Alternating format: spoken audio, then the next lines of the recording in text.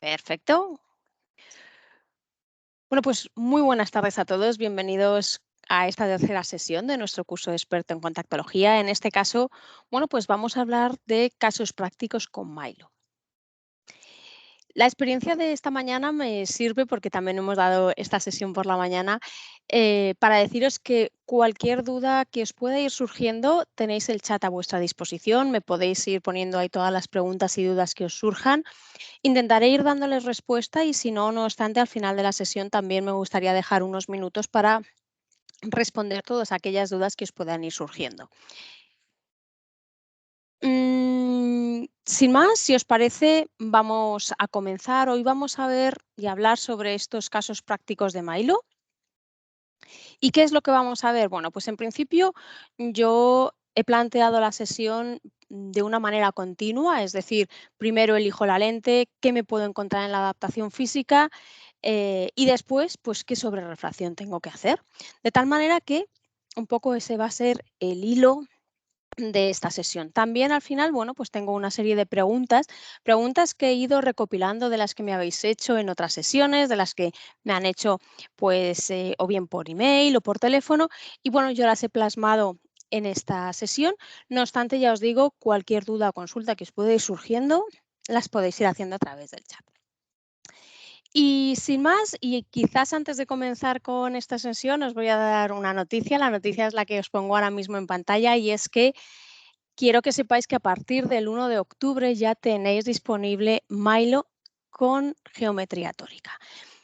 No sé si estaréis conmigo, pero es, creo, una gran noticia. Por fin vamos a poder tener ya este recurso de una lente tórica en un hidrogel de silicona con un alto DK, una alta hidratación para verificar esa higiene visual que van a poder tener nuestros pacientes y esa salud visual por el número de horas que tienen que poner esta lente. Así que sepáis que ya tenemos disponible esta lente. Respecto a los parámetros, bueno, pues ya sabéis que ahí Markenovi no suele escatimar en cuanto a parámetros. Vamos a seguir manteniendo ese radio desde 7,10 hasta 9,80, los diámetros desde 13,50 a 15,50 en pasos de 0,5, las esferas desde menos 0,25 a menos 15, que era lo que teníamos hasta ahora, e incorporamos los astigmatismos desde menos 0,75 a menos 8 en pasos de 0,25 y todos los grados, de uno en uno. Mantenemos material, hidrogel de silicona, ya lo sabéis.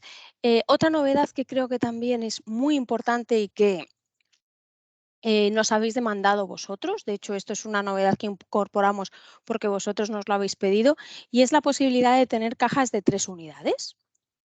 Vamos a tener cajas de 3 unidades, tanto en esférica como en tórica. Así que aquellos que os interese tener este tipo de lente, os animo a que os pongáis en contacto con vuestro comercial. Os pongo ahora aquí en pantalla cuáles son los comerciales en función de la zona. Si le queréis hacer una foto, guardarlo por si alguno todavía no conoce a su comercial. En la zona de Castilla-La Mancha y Cáceres, Badajoz, bueno, pues de momento no tenemos comercial, pero no os preocupéis porque la zona ni mucho menos está desatendida, lo están haciendo mis compañeras de telemarketing, así que también os he puesto ahí el teléfono. Bueno, pues dicho esto, creo que es una novedad interesante.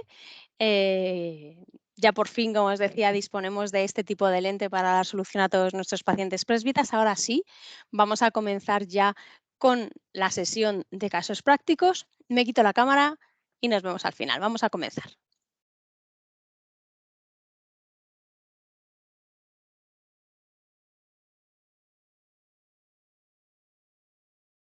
Bueno, pues como os decía, me he planteado la sesión eh, con una continuidad de desde que pedimos las lentes hasta que finalmente tenemos que hacer una sobrerrefracción.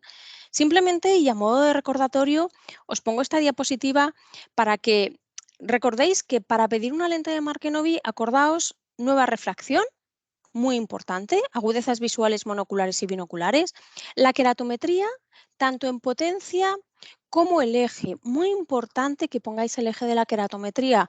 Ya tenemos lentes tóricas, con lo cual el eje es una información muy valiosa para poder valorar los giros de las lentes.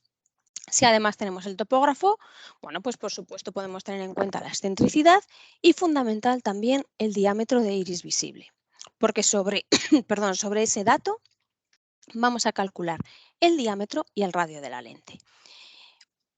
Una vez que ya tenemos esa lente, pues tendríamos que evaluar la adaptación física,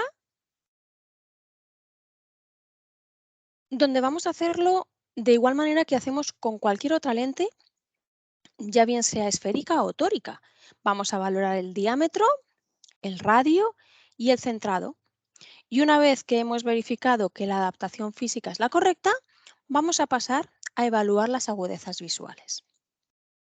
Me pregunta María Ángeles si no tenemos topógrafo, ¿no podemos adaptarlas? No, María Ángeles, ningún problema. ¿De acuerdo? Absolutamente ningún problema. Si tienes un queratómetro, yo llevo muchos años adaptando lentes de contacto y antes el topógrafo era una utopía, así que con un queratómetro. Y Sergio, tienes toda la razón. Canarias, ¿dónde está? Pues tienes toda la razón, pero es que es una cosa que tenemos pendiente y el único mapa que tenía que se viera bien era ese. Pero tienes toda la razón, disculpadme, tanto los canarios como los que seáis de las Baleares, que no os he puesto en el mapa. Los canarios os atienden mis compañeros de telemarketing y en Baleares tenéis a Eva Sabino. Voy para atrás y disculpadme, Baleares sí que está aquí. Me sonaba a mí que algo sí que había podido modificar. Bueno, pues entonces, Sergio, cierto, Canarias, llamáis si estáis interesados a mis compañeras de telemarketing.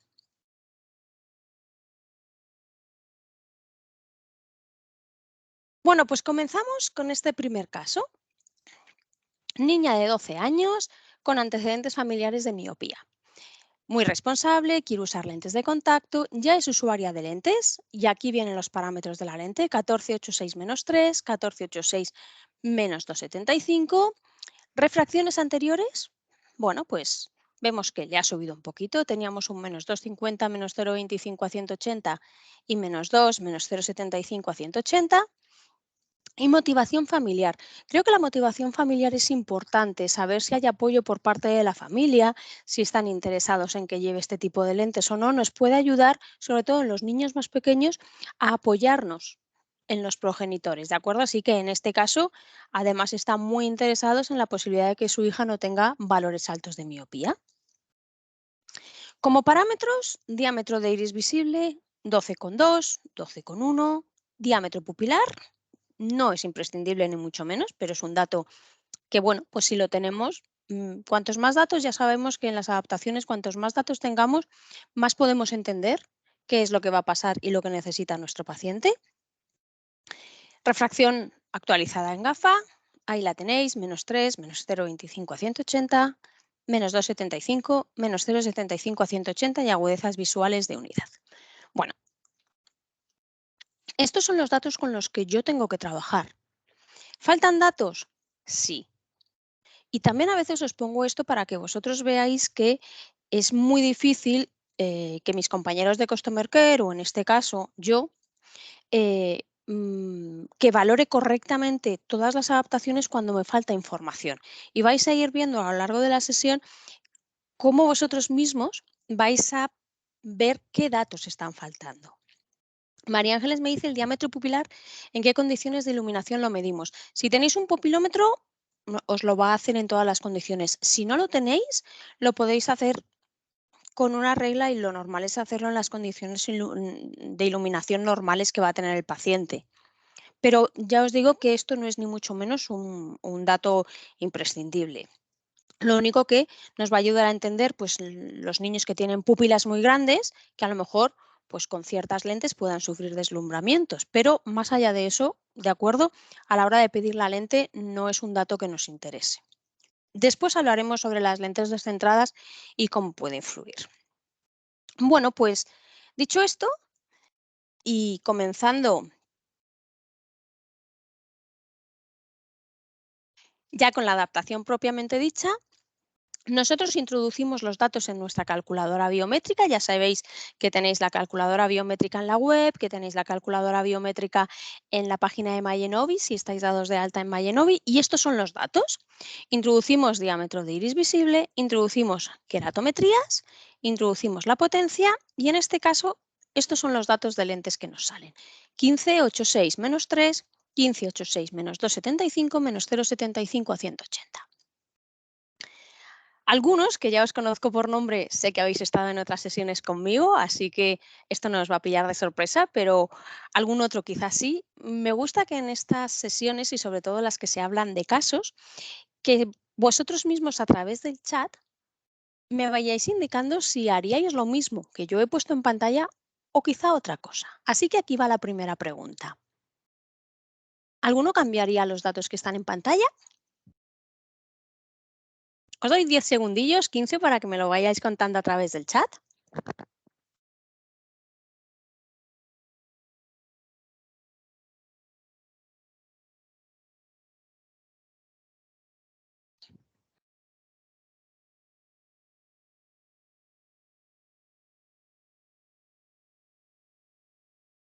¿A todos os parecen correctos esos parámetros de 15,86 menos 3, 15,86 menos 2,75 menos 0,75 a 180?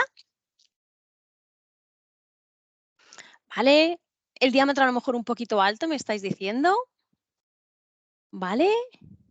¿El ojo izquierdo lo cambiaría? No sé si en este caso os referís al astigmatismo. ¿Un menos 3? Bueno, a ver, yo ahí la verdad es que disiento. Tenemos suficiente evidencia científica que nos indica que los astigmatismos de 0,75 corregidos dan una mejor calidad visual a nuestros pacientes.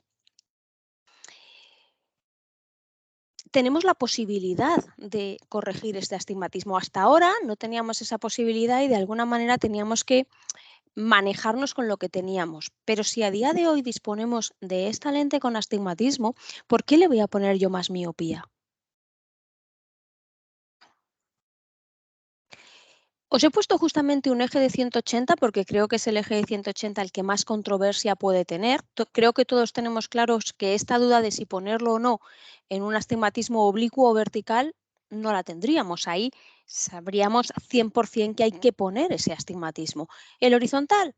Bueno, yo sinceramente, y como en estas lentes siempre busco el máximo positivo, a partir de 0,75 pondría los astigmatismos.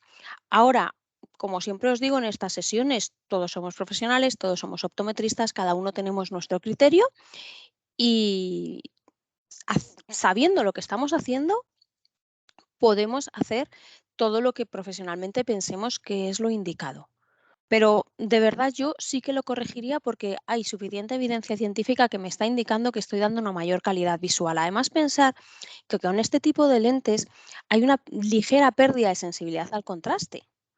¿Qué sucede? Que lo que yo trato es de darle la mejor calidad visual y sé que si le corrijo el astigmatismo lo voy a conseguir. Pero no obstante, podría ser una opción no poner ese menos 0,75. Ya os digo que yo personalmente creo que lo pondría, hay evidencia científica, pero por supuesto que podríais también valorarlo. Abrir radio o disminuir diámetro. Bueno, ¿a nadie os chirría ese 15 si lo comparamos con lo que lleva el paciente? Aquí no se trata de poner un diámetro más pequeño porque el 15 nos parezca grande, sino se trata un poco de decir, vamos a ver, este paciente estaba llevando una lente de 14, con la medida del diámetro me sale una lente de 15, mm, hay algo que no cuadra. Vosotros como optometristas, si este fuera vuestro caso y lo hubierais visto en gabinete, lo tendríais muy claro porque habríais visto físicamente cómo le queda la lente de 14 y sabríais si esa lente le queda bien o pequeña. Pero vamos a pensar que la lente está más o menos bien adaptada. Nos falta el dato, pero vamos a partir de esa base. Si el paciente está llevando una lente de 14 y la lleva bien, un 15 le va a quedar grande. Y ya no solo que le quede grande con los problemas que podemos tener de intercambio lagrimal, etcétera, etcétera, sino que además manipularla le va a costar un montón. Esto es algo que me encuentro constantemente en los datos que me enviáis. Pacientes que están llevando una lente y que porque una medida de diámetro de iris visible os sale de 12,2 o 12,3, le ponéis una lente mucho más grande de diámetro. ¿Qué sucede con las medidas del diámetro de iris visible? Bueno, la mayoría de los topógrafos, por no decir todos, sobreestiman un poco el diámetro de iris visible. Así que realmente lo que tendríais que hacer es vosotros con el caliper medir ese diámetro de iris y además incluso medirlo en oblicuo, porque ya sabéis que el horizontal y el vertical no son iguales. Incluso los autos también sobreestiman. Y si nosotros hacemos una medida como una regla, una medida manual, también es una medida subjetiva. Con esto, ¿qué os quiero decir? Que las medidas hay que tomarlas, están ahí, pero luego hay que pensar qué es lo que estamos haciendo. Si no lo sabemos, pero vamos, si este diámetro de iris visible está tomado con un topógrafo, pues quizá esté sobreestimando un poquito y tenemos la ventaja de que sabemos cuál es la otra lente. Así que yo, aunque realmente aquí el dato es de 12,2 y 12,1, no le pondría nunca una lente de 15. ¿Qué es lo que yo haría en este caso? Y partiendo de la base que no he visto al paciente con la lente de 14. Bueno, pues haría los mismos cálculos, pero para una lente de 14,50. ¿Qué es lo que tengo que hacer? Muy fácil. En el diámetro de iris visible, y como ya sabéis que nosotros sumamos diámetro de iris visible más 3 en nuestra regla de adaptación, pues pondría un 11,50. De esta manera tendría unas lentes en 14,50, 8,30 menos 3 y 14,50, 8,30 menos 2,75 menos 0,75 a 180. Otra cosa que podéis hacer, si os cuesta mucho el diámetro, a ver, yo entiendo que el diámetro hasta hace poquito tiempo y sin más, si no trabajáis con Markenovi, pues es un parámetro que prácticamente no podéis modificar. Con lo cual al final, pues podemos decir que muchas veces se nos olvida mirarlo. Si no tenéis mucha práctica, lo que podéis hacer es valorar la lente que tiene el paciente, la miráis con lámpara y decís, pues le queda bien, le queda pequeño, le queda grande. Y sobre eso ya tenéis una idea. Y en el peor de los casos que el paciente no lleve lente, incluso le podéis poner una diaria que tengáis en gabinete. ¿De acuerdo? De esta forma, siempre nos vamos a garantizar el diámetro correcto y viene de la mano por la pregunta que me hace María José, que por supuesto cuando variamos el diámetro hay que hacer el cálculo nuevamente del radio.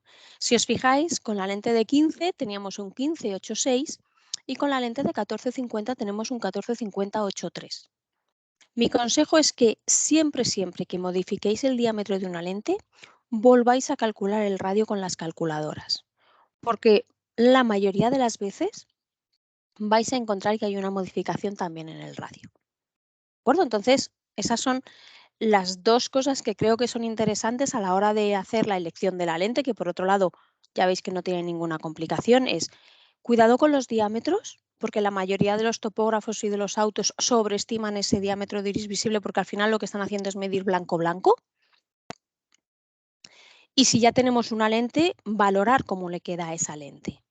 Así que en este caso que os he planteado, y como yo no he visto al paciente, no es un caso mío, no sé si esa lente de 14 le queda bien o le queda pequeña, pues un poco como si dijésemos he tirado por el camino de en medio. Y lo que he hecho es hacer una lente en 14,50. 14,58 en ambos ojos, que es el cálculo que me sale por esa queratometría, menos 3, y en el ojo izquierdo yo pondría la lente tórica, en este caso sin ninguna duda, menos 2,75, menos 0,75 a 180, porque busco la mayor calidad visual teniendo en cuenta que las lentes del manejo de la miopía, igual que por ejemplo las multifocales, ya sabemos que hay una ligera pérdida de sensibilidad al contraste, entonces lo que no quiero es ir acumulando deficiencia visual. No sé si tenéis alguna duda más al respecto de esto que estamos hablando o queréis aportar vuestra propia experiencia o cómo lo hacéis vosotros. Sabéis que tenéis posibilidad de hacerlo en el chat. A ver, ¿y si este paciente no hubiera llevado lente, partirías de diámetro 15, entiendo? Pues en ese caso, bueno, no me pones el nombre, no me aparece el nombre en el chat, os hubiera llamado por teléfono. La experiencia me dice que la mayoría de las veces el diámetro viene sobreestimado. Entonces, este es un caso en el que si yo no hubiera tenido la lente de 14, os hubiera llamado para que me explicarais cómo habéis tomado ese diámetro de iris visible o a veces no me ponéis que el paciente usa lentes y os llamo y me decís, no, este paciente ya está usando esta lente y los parámetros son tal y le quedan bien. Pensar que al final el radio sí que hay que modificarlo porque el radio depende mucho del diseño de la lente, de las curvas de la periferia, de cómo cierre esa lente, pero el diámetro no es como el radio. El diámetro de todas las lentes al mismo paciente le va a quedar más o menos parecido. Puede haber una pequeña modificación por lo que flexe la lente, pero es muy poquito lo que se va a modificar. Entonces, físicamente lo que veáis con una lente de diámetro es lo que vais a ver prácticamente con todas. ¿De acuerdo? Entonces, por experiencia, no hubiera puesto un 15,2. O sea, no hubiera puesto un 15 en esta lente y os hubiera llamado. Luego, después de lo que hubiéramos visto, si es necesario poner un 15, se pone. Incluso hay pacientes que llevan un 15-50 y las lentes le quedan perfecto. Pero este caso os lo he puesto para que entendáis que cuando ponéis ese diámetro, cuantos más datos nos pongáis para entender si ese diámetro es el correcto, vamos a ir un paso por delante.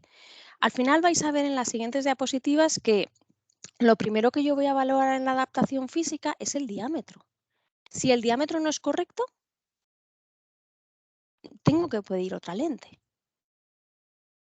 Con lo cual, lo que yo siempre voy a intentar es pedir el menor número de lentes posibles para hacer la adaptación lo más rápidamente. Así que dedicar un poquito de tiempo a elegir correctamente la primera lente de contacto, os aseguro que nos va a ayudar a disminuir mucho el tiempo de la adaptación. ¿De acuerdo? Entonces, bueno, pues aquí valorar un poquito, además, una cosa que yo creo que es interesante es que cuando hagáis los pedidos a mis compañeros de Customer Care, siempre lo hagáis con la misma referencia. Ya sabéis que nosotros os guardamos todo el historial de vuestros pacientes, pero si vais cambiando referencias, al final no hay modo de ver qué es lo que ha pasado con ese paciente. ¿Por qué os digo esto? Porque es muy fácil que si no estáis acostumbrados a trabajar con nosotros, si los 3 primeros pacientes veis que lo primero que tenéis que hacer es cerrar el radio, disminuir el diámetro, pues ya sabéis que vuestro topógrafo, vuestro auto o vuestra manera de medir está midiendo blanco blanco.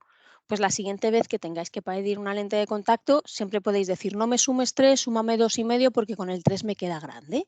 Pero siempre es bueno para eso que enviéis los pacientes con la misma referencia, porque así es mucho más fácil que sigamos cómo va la adaptación. El cálculo del nuevo radio siempre lo hace calculadora, sí. Cuando tú introduces el diámetro de iris visible, introduces la queratometría, automáticamente te sale el cálculo correcto. Bueno, pues lo que os decía, el diámetro es lo primero que tenemos que valorar y a veces se nos olvida por eso que decíamos de que no tenemos costumbre. Si no es correcto, hay que cambiarlo. Si el diámetro es correcto, vamos a valorar lo que es el movimiento. Y podemos encontrarnos, si el movimiento no es correcto, un movimiento escaso o un movimiento elevado. Ante el movimiento escaso, ya sabéis, tenemos que cambiar los parámetros. Y aquí hay dos opciones. La más habitual, la que se hace prácticamente siempre, es aumentar el radio. Pero recordad que también disminuir el diámetro hace una lente más plana. ¿Y por qué os pongo esto? Yo me puedo decir, bueno, pero si ya has valorado que el diámetro era adecuado. Sí, pero muchas veces el diámetro decimos es adecuado un poquito grande, adecuado un poco pequeño. ¿Qué sucede? Que si yo me encuentro con una lente en la que veo que el diámetro lo valoro correcto, pero quizás sea un poquito grande, pero bueno, lo puedo dejar. Si realmente me encuentro con una lente con un movimiento escaso, ahí ya a lo mejor sí me planteo, bueno, pues a lo mejor puedo disminuir el diámetro. Son opciones que quiero que siempre tengáis en mente y por eso os las estoy poniendo. Por otro lado, si el movimiento es elevado, tenemos lo mismo, hay que cambiar parámetros. ¿Qué se suele hacer en la mayoría de los casos? Evidentemente disminuir radio. Pero que sepáis que aumentar diámetro también hace que la lente sea un poquito más cerrada. ¿De acuerdo? Bueno, pues vista la adaptación física, vamos con nuestro caso. Vamos a ir continuando. Recordáis que en la sesión 2 vimos que primero había que evaluar la adaptación física, ya la hemos visto. Le dejábamos al paciente que llevara 4 horas las lentes y pasadas 4 horas a este paciente, ¿qué le pasa? Cobertura corneal correcta en todas las posiciones de mirada. Centrado correcto. El paciente remite estar cómodo, la lente tiene poco movimiento, agudeza visual 0,8, el paciente remite que tiene una visión rara. Esto os lo van a decir a veces, porque a veces pasa, a mí me ha pasado. Y además la lente tórica está posicionada a las 5. Diámetro correcto sí, radio correcto no, movimiento escaso, agudeza visual 0,8, 0,75. Sensaciones objetivas del paciente, buenas aunque ve raro. Y algo que yo siempre os recomiendo que hagáis en todas las visitas es preguntarles. ¿Tienes dudas? ¿Te ha surgido algo que quieras preguntarme? ¿Por qué? Porque vais a ir viendo que a lo mejor algo que no les había pasado la primera semana les puede pasar después. En este caso, ellos nos preguntaban cuánto las tengo que usar. Bueno, pues se lo volvemos a explicar. Mínimo 6 días a la semana, entre 8 y 10 horas. Lo mismo que hemos hecho antes. ¿Qué haríais en este caso? Y mientras lo pensáis y me lo decís a través del chat, voy a contestar a Sergio que me dice que si dudamos de movimiento excesivo de la lente por párpado superior muy tenso, ¿qué parámetro podríamos cambiar? Pues aquí, Sergio, puede haber dos vertientes. Una, que haya un movimiento excesivo por una lente no que esté cerrada, puede estar bien adaptada, pero con una sagita alta y eso haga que ese párpado tenso tenga más posibilidad de arrastrarla, con lo cual ahí, pues a lo mejor a veces hacer una lente un poquito más plana nos ayuda a que haya menos interacción. O la otra posibilidad es hacer una lente de diámetro un poquito más grande para que le cueste más a ese párpado moverla. Fíjate que cuando yo hablo de una lente, vamos a coger esto de aquí. Cuando yo hablo de una lente, la sagita de la lente, imagínate que esta es la sagita de, no sé, un 1450 8.6. El párpado pasa por aquí. Si yo hago un 1450 8.3, la sagita es menor. Es una lente más plana.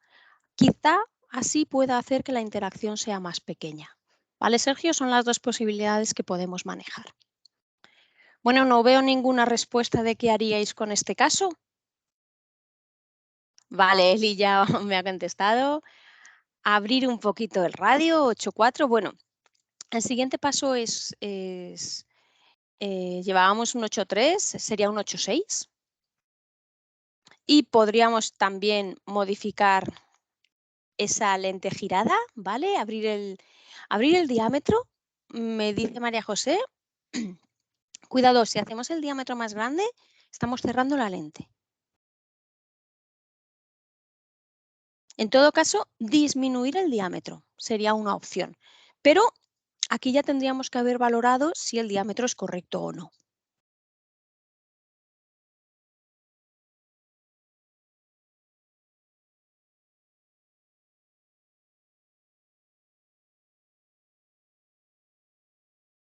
Bueno, os pongo aquí solamente a modo de recordatorio que ya hemos analizado el diámetro, el radio y el centrado, y ahora nos tendríamos que meter con las agudezas visuales, la adaptación física ya la tenemos. ¿Vale? Pues abrir radio, modificar diámetro, compensar la rotación, esa es la duda que tenemos. Yo personalmente en este caso, y puesto que tiene una agudeza visual de 0,8, 0,75, la lente está cerrada, yo personalmente en este caso lo que hubiera hecho es simplemente abrir el radio. Tendríamos la posibilidad de haber hecho un 14,83 o un 1450-8.6, lo que nos decía nuestra compañera a través del chat, que podríamos disminuir el diámetro. Pero en todo caso lo que estamos buscando es una lente más plana. Respecto al eje, aquí hay un dato que nos falta. ¿Qué dato nos falta para realmente saber o tener un poquito más de certeza? ¿A quién se le ocurre qué dato nos falta?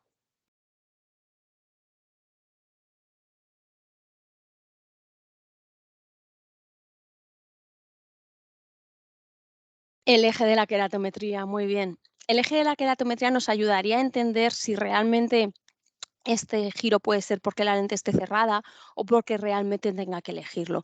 Yo en este caso, como ese dato no le tenía y tampoco tengo una sobrerrefracción, ni tampoco tengo una valoración exacta con la lámpara de hendidura, simplemente me dicen que está posicionada a las 5, pues única y exclusivamente tocaría esa sajita para hacerla un poquito más plana. Pero, como ya os he dicho, cualquier opción que esté basada en lo que vosotros queráis hacer y que entendáis por qué lo estáis haciendo está bien.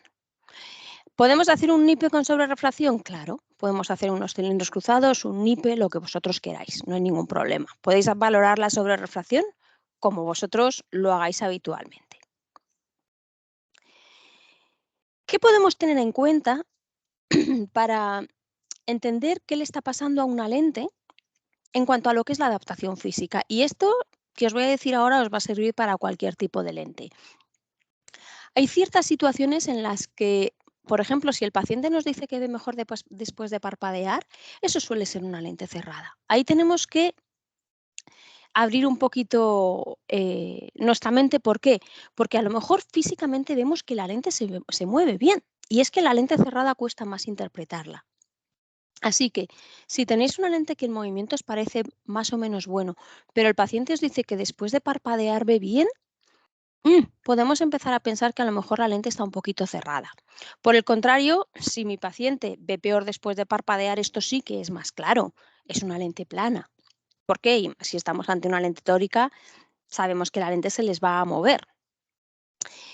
Cuando no encuentro una sobrerrefracción con la que mejore la agudeza visual de mi paciente, también es posible que esté ante una lente cerrada o a veces ante una lente que está puesta del revés, que también me ha pasado alguna vez. Pero bueno, pensando que la adaptación de la lente es la correcta y nos la hemos puesto correctamente, también puede ser una lente cerrada. Cuando me encuentro con una lente tórica que tiene un giro de más de 30 grados, eso también me puede llevar por el camino de que tengo una mala adaptación física y lo mismo sucede con el astigmatismo.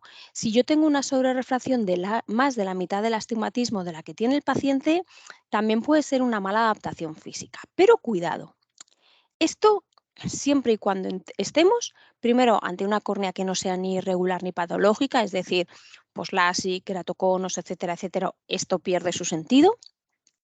Y también cuando estemos en una adaptación en la que el eje y el astigmatismo corneal sea igual o parecido al eje y el astigmatismo corneal refractivo.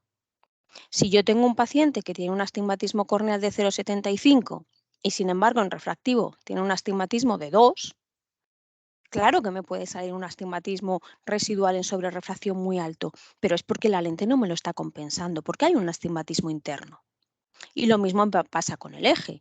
Si yo tengo un eje refractivo, no sé, a 180 y un eje corneal a 40, pues la lente también me puede tener ese giro de más de 30 grados, ¿vale? Pero partiendo de unos datos habituales, esto puede ser indicativo de una mala adaptación física. Por eso os decía al principio que es muy importante tener el eje de la queratometría, aparte de los dos meridianos, y ahora ya os dais cuenta que hay que compararlo con la refracción que tiene nuestro paciente. En Milo en concreto, si una lente de radio más abierto se comporta igual o cerrada, puede ser que la lente esté del revés. Me explico. Tenéis una lente, la veis que se mueve poco, pedís un cambio con un radio más plano y resulta que cuando el paciente viene, veis que esa lente se mueve igual o incluso menos. Esa lente puede que esté del revés. Me ha pasado varias veces, es una lente tan cómoda que no molesta estando del revés. Y hay que explicarle a los pacientes lo que es el derecho y el revés, que no se os olvide nunca. También os puede pasar algo parecido cuando el comportamiento físico de la lente cambia. Le hacéis la revisión a las 4 horas, lo veis todo perfecto, le dejáis que el paciente se lleve las lentes 2 semanas y pasadas 2 semanas veis que el comportamiento físico de esa lente es muy raro. Pues también puede ser que la lente esté puesta del revés. Eli me pregunta si el toro es externo. No, Eli, todas las lentes de Markenovi son de toro interno. De hecho, os diré, para aquellos que trabajéis con nuestra lente Saphir, que es bueno, pues nuestro buque insignia en Markenovi, es nuestra lente más vendida, la cara interna que lleva Milo es el diseño de Saphir. Es decir, la misma estabilidad que tiene Saphir en su versión tórica, la va a tener Milo.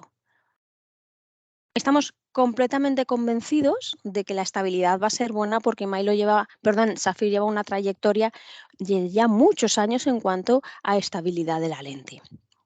Con lo cual vamos a tener una lente que por su cara externa va a tener el diseño de la patente de Brian Holden de la compensación de las aberraciones esféricas de alto orden para el manejo de la miopía, y por la cara interna vamos a tener la estabilidad de una lente Saphir tórica. Pero son toro interno. ¿El material también? Sí. El material sigue siendo el hidrogel de silicona de la Milo esférica. Luis nos apunta, también es otra posibilidad que hay que verificar de vez en cuando. Esto es, como se suele decir, más sabe el diablo por viejo que por diablo, ¿verdad, Luis? Que a veces nos llevan las lentes cambiadas de ojo. Es otra posibilidad también. Cierto. Muy buen apunte. Bueno, pues esto que os pongo en pantalla, ya os digo, sirve tanto para Milo como para cualquier lente que estemos adaptando. Ya hemos visto, como si dijésemos, dos casos. Vamos un poco siguiendo la línea de esa adaptación inicial que hemos planteado, y ahora vamos a ver el caso de la lente descentrada.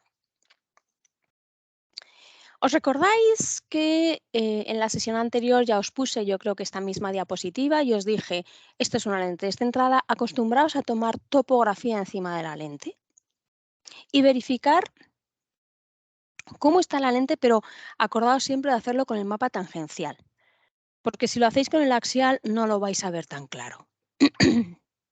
Entonces, cuando nos encontramos una lente descentrada, ¿qué podemos tener en cuenta?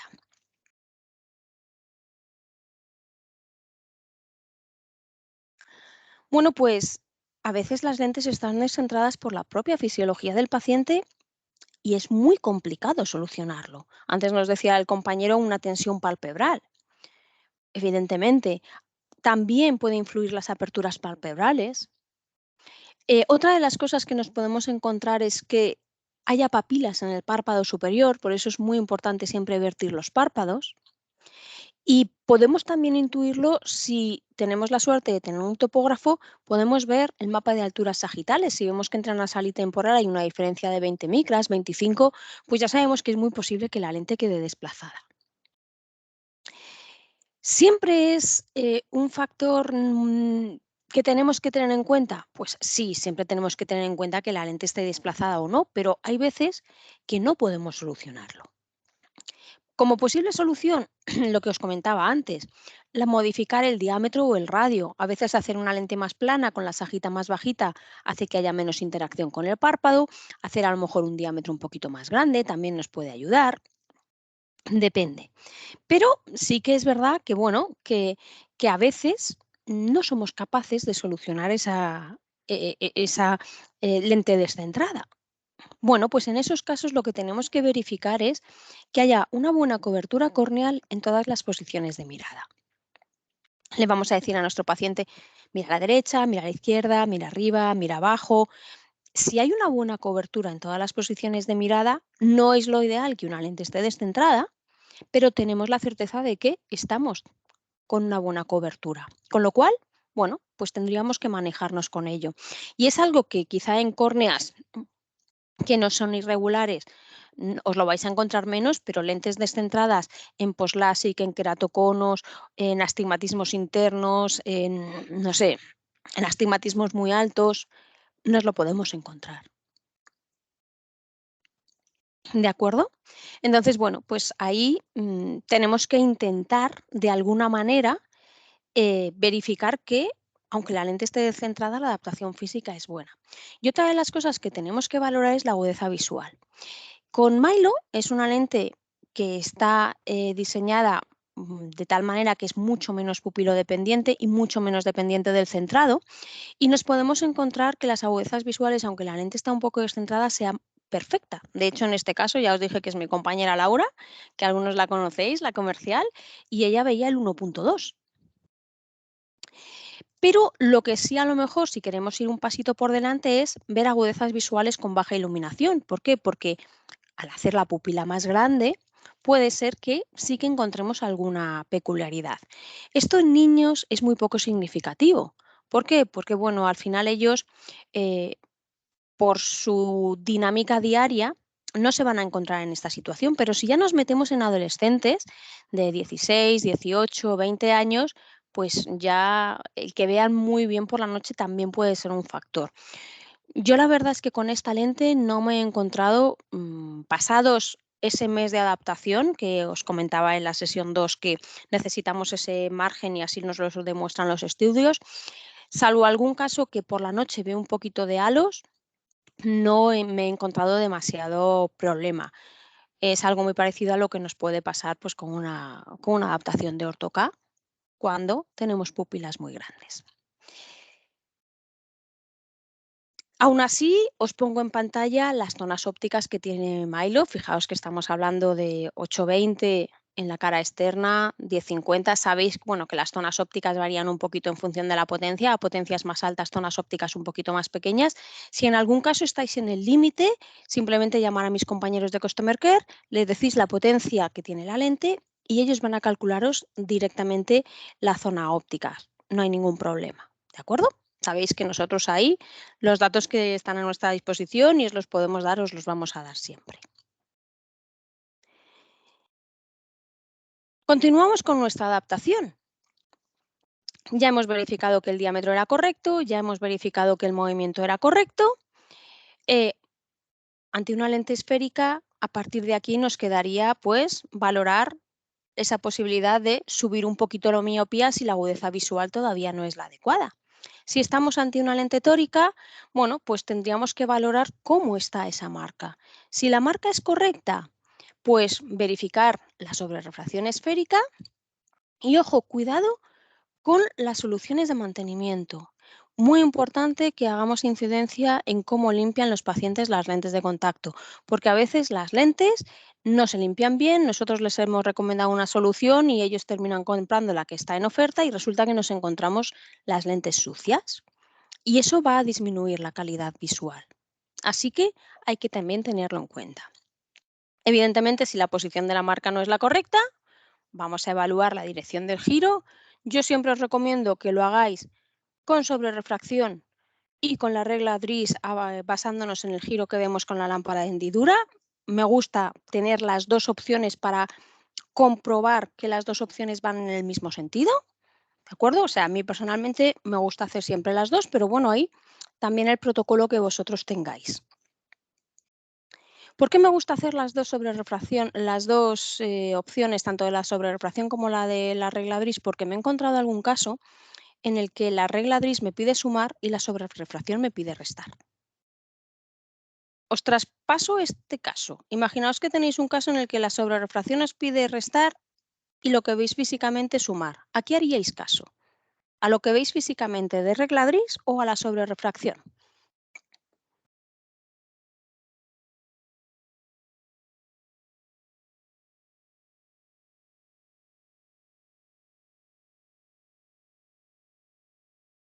Aquí empieza a haber un poquito de controversia. De momento hay un 50-50. Yo personalmente hago caso siempre a la sobrerrefracción, porque es donde sé que mi paciente me dice que ve.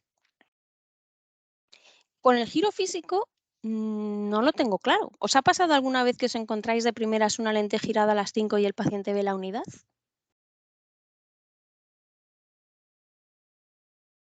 Pues a lo mejor un paciente tiene la lente girada y la sobrerrefracción no tiene por qué indicar hacia ese giro. Suele ser lo habitual, pero a veces yo me he encontrado que no. Y ante esa situación en la que me encuentro que no, prefiero hacer una sobrerrefracción.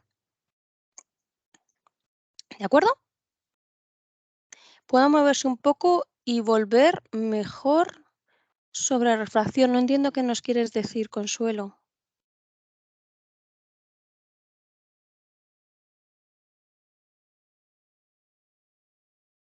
Vale, que a veces es inestable. Eso es. Eso es otra cosa. El efecto de balanceo que tiene como efecto péndulo es otra cosa. De acuerdo, eso ya tendríamos que entrar en valorar la adaptación física. Pero nosotros, yo me refiero a que la lente esté estable, que esté girada y que mi paciente no vea bien. Si ese giro es estable, yo siempre hago sobrerrefracción y, y veo físicamente a través de la lente de la lámpara de hendidura hacia donde me gira la lente. ¿De acuerdo? Bueno, continuamos. Evaluación agudeza visual al menos 4 horas de deporte. A modo de recordatorio, lo vimos en la sesión 2, pero creo que esto es interesante tenerlo siempre en mente. Comprobamos agudeza visual monocular. Realmente, acordaros, no debe de existir una diferencia de más de una línea entre un ojo y otro si no existe en gafa, y podría verse levemente reducida con la que tienen gafa. Una línea, vamos a dejarlo ahí. Si es más de una línea, pues intentamos poner ese negativo hasta que haya esa diferencia de una línea. Recordad que en estas 4 horas no vamos a buscar la agudeza visual unidad. Pedimos nuevo blister y claro, ahora ya con esta nueva lente que tenemos de posibilidad de que sea tórica, también tenemos que valorar que la lente pueda estar girada. Si la lente está girada, buscaríamos ese giro y pediríamos un nuevo blister. Comprobamos agudeza visual binocular y ya sabéis, si es igual o superior a 0,8, le dejamos que lleve las lentes 2 semanas. En esas 2 semanas, ¿qué vamos a volver a evaluar? Pues otra vez la agudeza visual monocular. ¿Puede verse levemente reducida si la comparamos con la gafa? Aquí ya lo vais a encontrar bastantes menos veces. Esto ya aparece poco. Comprobaríamos agudeza visual binocular.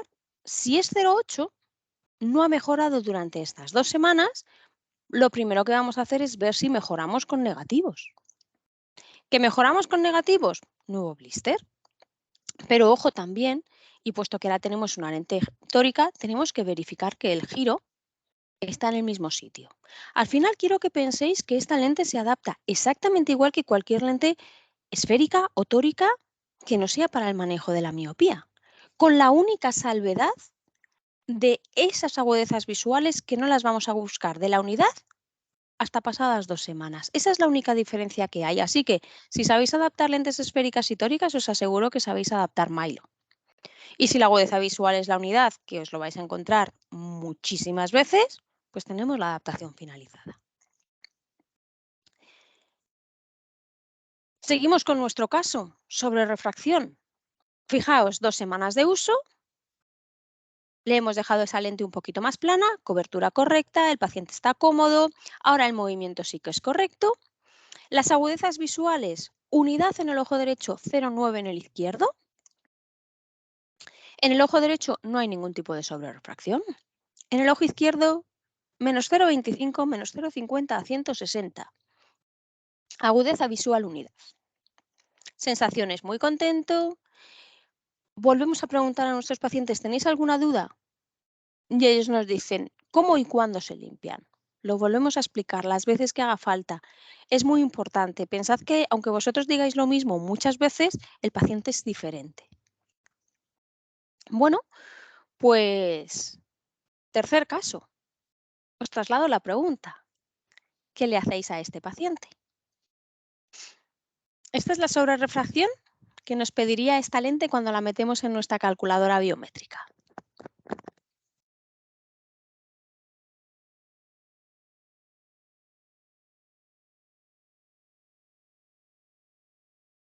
¿Qué haríais? Algunos me estáis diciendo subir el cilindro. Podría ser una opción.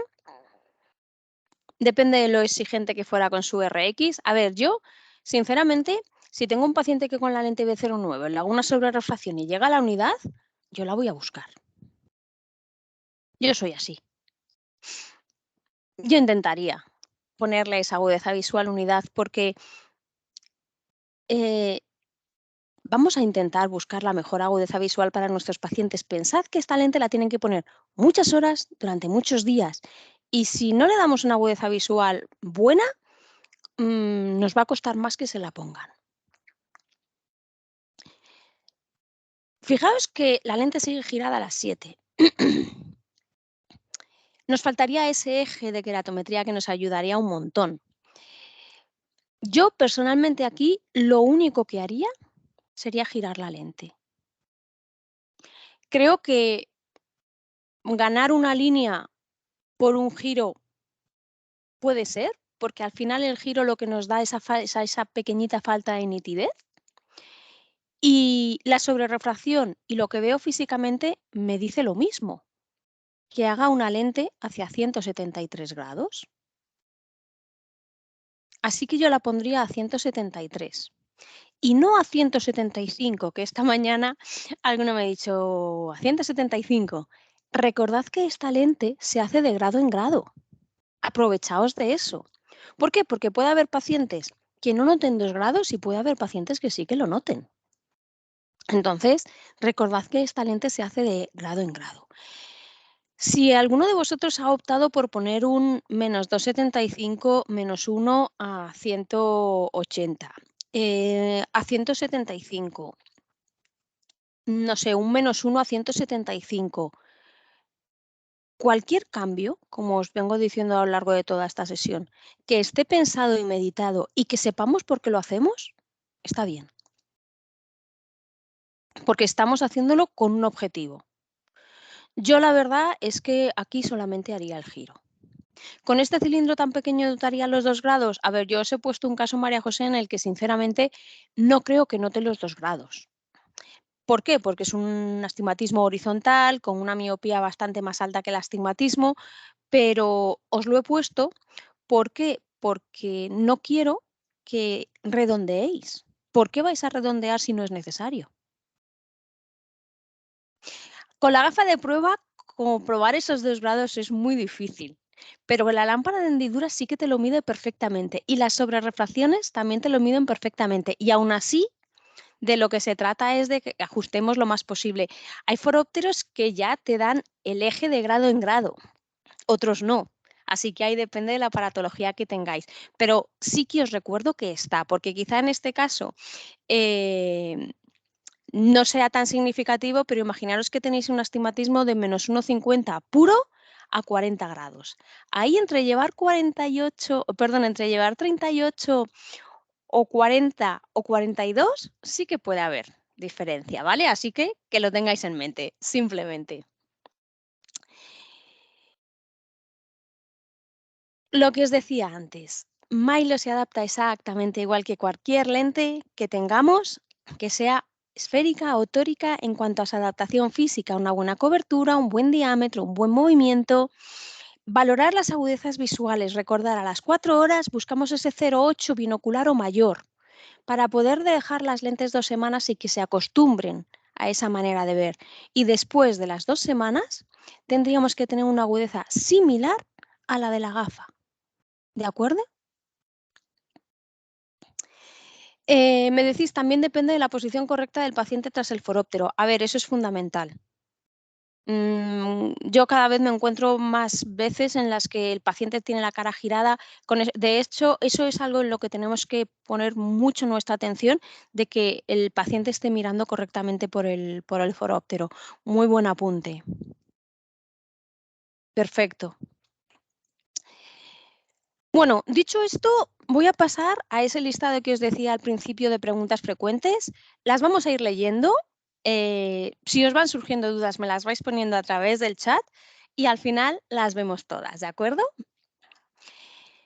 ¿Quién es un buen candidato? Paciente cuya miopía progresa media dioptría al año. Este es el estándar, pero ojo, sois vosotros los que tenéis que evaluar el riesgo. ¿Por qué? Porque ya sabéis que el riesgo de la progresión de la miopía incluye factores genéticos, incluye factores ambientales. Entonces, somos nosotros los que al final debemos decidir cuándo le ponemos a nuestro paciente una lente para el manejo de la miopía.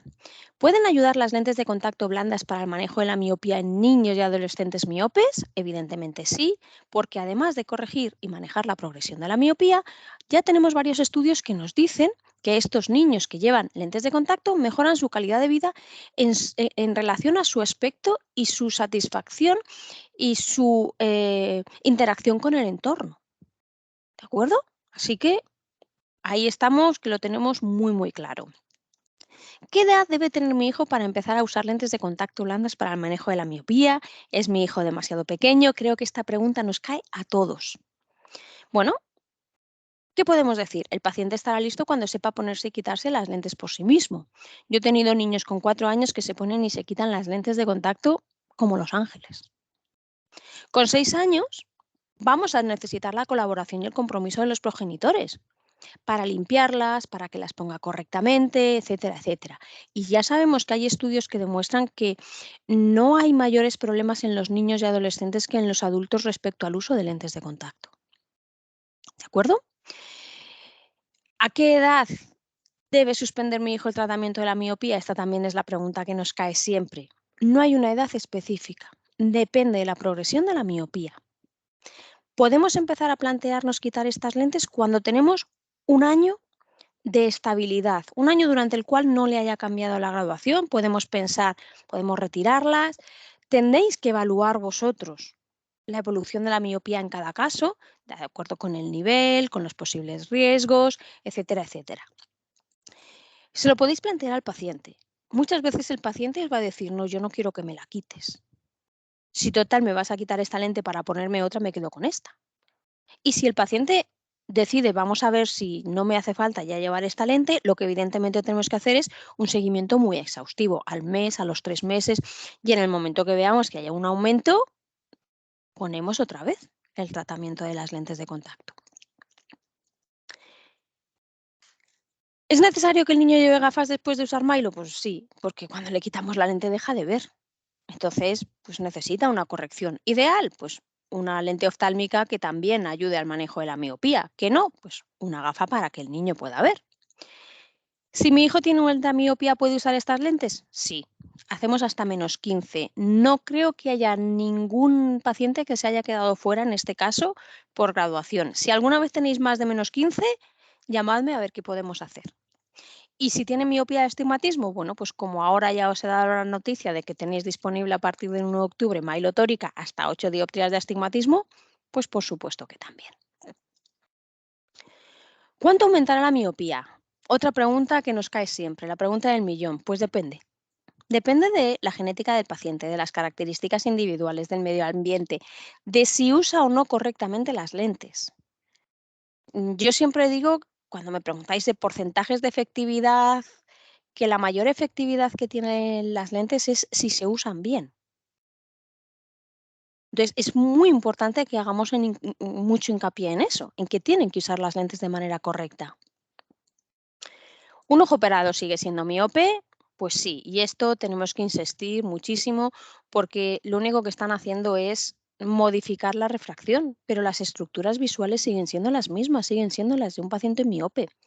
Por ello, el paciente puede sufrir patologías asociadas en función de la cantidad de miopía que tuviera antes de operarse. Y eso le tenemos que decir a nuestros pacientes que es muy importante que lo tengan en mente para que sigan haciéndose todas las revisiones, que a veces se operan y ya desaparecen de las revisiones. ¿Se puede usar Milo para miopías en adultos? Bueno, pues en aquellos casos en los que se observe que la miopía aumenta ese 0,50 al año, bueno, pues ¿por qué no lo vamos a usar? La cuestión aquí es tener claro que no es un aumento de miopía por un problema binocular. En estos casos, yo siempre digo lo mismo, la opción es o lo intento o no hago nada. Explicándoselo bien al paciente, diciéndole que a día de hoy pues todavía no tenemos evidencia en pacientes de 20, 22 años, pero que la opción es o intentarlo o no intentarlo, ya ahí lo tenéis que evaluar con vuestro paciente. Pero se pueden poner perfectamente estas lentes en adultos. No hay ningún problema. En un paciente joven con una miopía más o menos estabilizada, usuario de lentes de contacto, ¿puede ofrecerse Milo como tratamiento preventivo? Mi respuesta ante esto es que yo no lo haría. ¿Por qué? Porque yo estoy proponiendo una lente de contacto para ralentizar el crecimiento de la miopía. Pero si a mi paciente no le está creciendo la miopía, ¿qué sentido tiene que yo le ponga esa lente? Recordad que este tipo de lentes, por su diseño, va a tener una pérdida de sensibilidad al contraste. Si no es necesario, ¿por qué se la voy a poner a mi paciente? Si quedan descentradas, ¿el efecto de control será igual? Bueno, pues no tenemos ningún estudio que evalúe esto específicamente, pero lo que sí que sabemos es que Brian Holden tuvo en cuenta los distintos descentramientos para elaborar este diseño. Por eso yo os decía que esta lente es menos crítica en cuanto al posible descentramiento que nos podamos encontrar. ¿Cuánto tiempo habría que esperar para adaptar Milo a un paciente que estuviera usando atropina? Si la atropina es de baja concentración, un día es más que suficiente, ¿vale? Siempre y cuando se haya estilado por la noche. Si queréis estar más seguro, pues 48 horas, ¿de acuerdo? Pero sí que es verdad que hay niños que son un poco más sensibles, pero en teoría, dejándola de usar una noche sería suficiente y si tenéis dudas, pues 2 noches. ¿Qué más? ¿Qué más? ¿Se deben poner las lentes para estudiar? Por supuesto. Se deben utilizar las lentes la mayor cantidad de horas posibles y de manera recomendable siempre que se estén realizando las tareas en cerca. ¿Podemos readaptar a un paciente que usa otras lentes para el manejo de la miopía? ¿De qué manera? ¿Cómo lo hacemos? A ver, desde el punto de vista fisiológico, podemos hacer la adaptación como la haríamos con cualquier otra lente blanda. Entre 24 y 48 horas sin lentes. Aquí depende. Hay algunos que dicen 24, otros dicen 48. Bueno, yo entre 24 y 48 es lo que intento que estén. Sí que es verdad que a veces si tienen una miopía muy alta no quieren estar ni las 24. Bueno, pues ahí a veces lo que les digo es quítate las lentes a las 8 y vente mañana a primera hora y en función de lo que vea, pues lo hacemos. Porque claro, a veces no le puedes decir a un paciente de 6 dioptrías que esté 48 horas sin la gafa. Tomamos las medidas, adaptamos, dar los consejos de higiene que damos habitualmente, con cualquier lente de reemplazo mensual, etcétera, etcétera. ¿Cómo lo haríais con cualquier lente? Si estamos ante una orto-K, sabemos que hay que dar pues 3 semanas, entre 2 y 4 suele ser lo habitual para que ya no haya nada de moldeo. Algunos necesitan menos, algunos necesitan un poquito más, pero bueno, más o menos esa es la media. Con esto yo he terminado la presentación que tenía para hoy. Os voy a recordar Milo en su versión tórica y recordad también lo que os he comentado, que vais a tener disponible ahora ya las cajas de 3 lentes, tanto en lente esférica como en lente tórica. Si alguno está interesado, hablar con vuestro comercial, ¿de acuerdo? Y ahora voy a ver que tengo algunas preguntas que no quiero dejarme ninguna sin responder. Sabéis que la sesión se está grabando. Si alguno se tiene que ir, perfectamente, lo entiendo, son las 4, hemos cumplido el horario, pero no quiero dejar ninguna respuesta, ninguna pregunta sin responder, así que voy a terminar de responder las preguntas y aquellos que os tengáis que ir, ningún problema porque os llegará la grabación, ¿de acuerdo? Vale, bueno, aquí tenemos Ciudad de México. Muy buenas tardes desde aquí, buenos días, entiendo, desde allí. ¿Algún distribuidor? Pues voy a pasar esta consulta a mis compañeros comerciales para saber si hay alguien que nos distribuya en Latinoamérica, en Ciudad de México. ¿De acuerdo?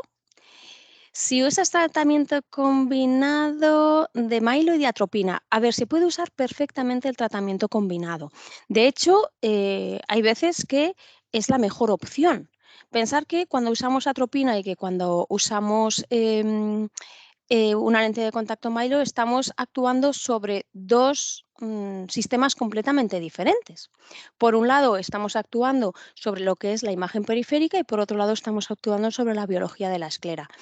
Si estáis con un paciente que tiene atropina y veis que le sigue subiendo la graduación, por supuesto combinarlo con Milo. Si estáis con un paciente con Milo y veis que no se le reduce todo lo que pensáis que puede, podéis combinarlo con atropina. De hecho, ya os digo que es una opción perfectamente viable.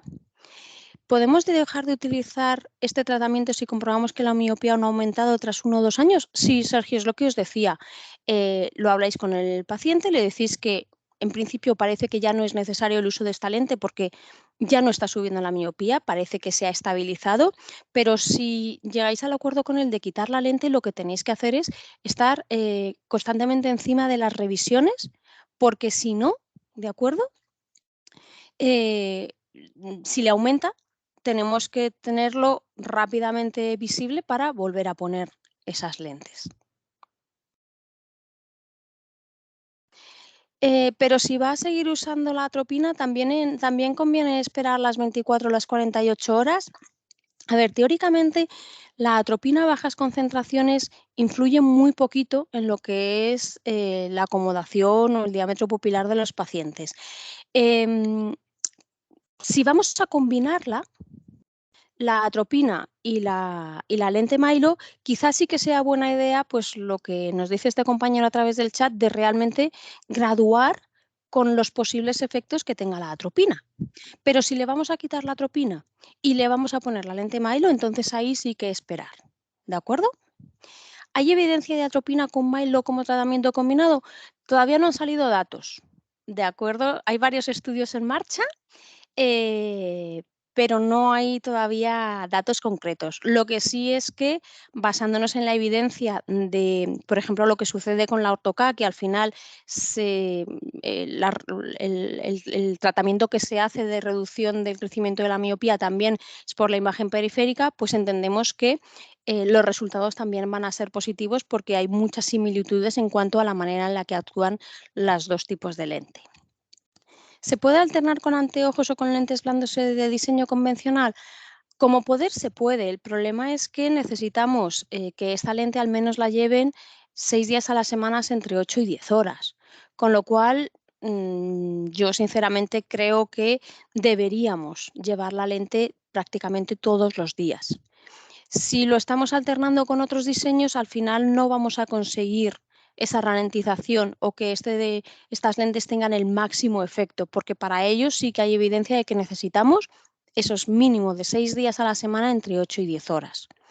Si lo vamos a alternar con gafas, si mantenemos esas horas no pasa nada, si no mantenemos esas horas lo ideal es que entonces ahí pusiéramos unas gafas, pero que llevaran ya lente oftálmica específica para el manejo de la miopía. Vale, podéis pasar luego la presentación, se os va a enviar la grabación, no os preocupéis. ¿Cómo es la adaptación en los niños que están usando atropina? Bueno, pues lo que os había dicho, si va a usar atropina al mismo tiempo que la lente de contacto, podéis graduarlos perfectamente sin dejar de usar esa atropina, porque al final lo que queremos es pues hacerlo de la manera más parecida a lo que vaya a ser su día a día. Si vemos que va a dejar de usar la atropina, pues esperar esas 24 o 48 horas para tener la certeza de que estamos poniendo las graduaciones adecuadas. Vale. ¿En qué momento es ideal la terapia combinada entre el desenfoque periférico con lente y el tratamiento farmacológico? Bueno, ahí tendríais que valorar, ¿de acuerdo? Porque yo lo que me encuentro normalmente es que muchas veces se empieza con atropina y si no da el resultado esperado se combina con la lente de contacto.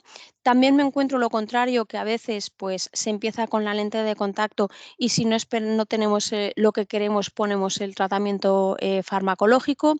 Ahí depende mucho de cómo veas al paciente, de si ya viene remitido del oftalmólogo.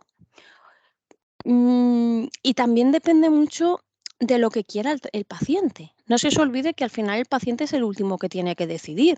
Hay muchos padres que dicen, no, no, yo no le quiero echar una gota todos los días a mi hijo de un fármaco, prefiero que se ponga la lente de contacto. Y hay otros que dicen, ah, no, pues si yo le echo una gota y no tengo que estar con las lentillas, pues prefiero echarle la gota.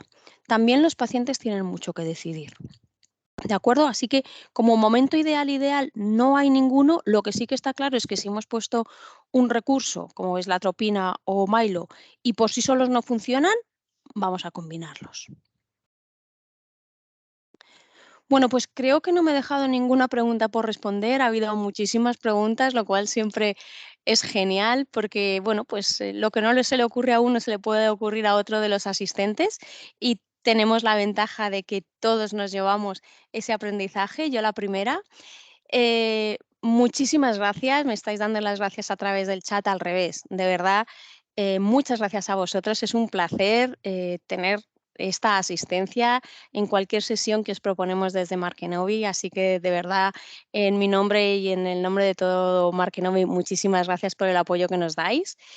Y tenéis mi mail en pantalla, cualquier duda que os pueda surgir a lo largo de vuestra práctica diaria o algún caso que tengáis enrevesado, lo que penséis que puedo ayudaros, tenéis mi email en pantalla. Muchísimas gracias a vosotros. Me estáis piropeando mucho, menos mal que no se nota que me pongo roja. Pero de verdad, muchísimas gracias por vuestra asistencia. La siguiente sesión la impartirá mi compañera Mireia. Ya entraremos en otra dinámica de sesiones respecto a cómo explicarlo a los pacientes y qué beneficios puedo obtener del manejo de la miopía. Así que a los que vayáis a estar en Alicante, os animo a que os paséis, nos veremos allí, os pongo cara y de verdad, muchísimas gracias y cuando queráis nos vemos en la siguiente. Que paséis muy buena tarde y hasta la próxima. Chao.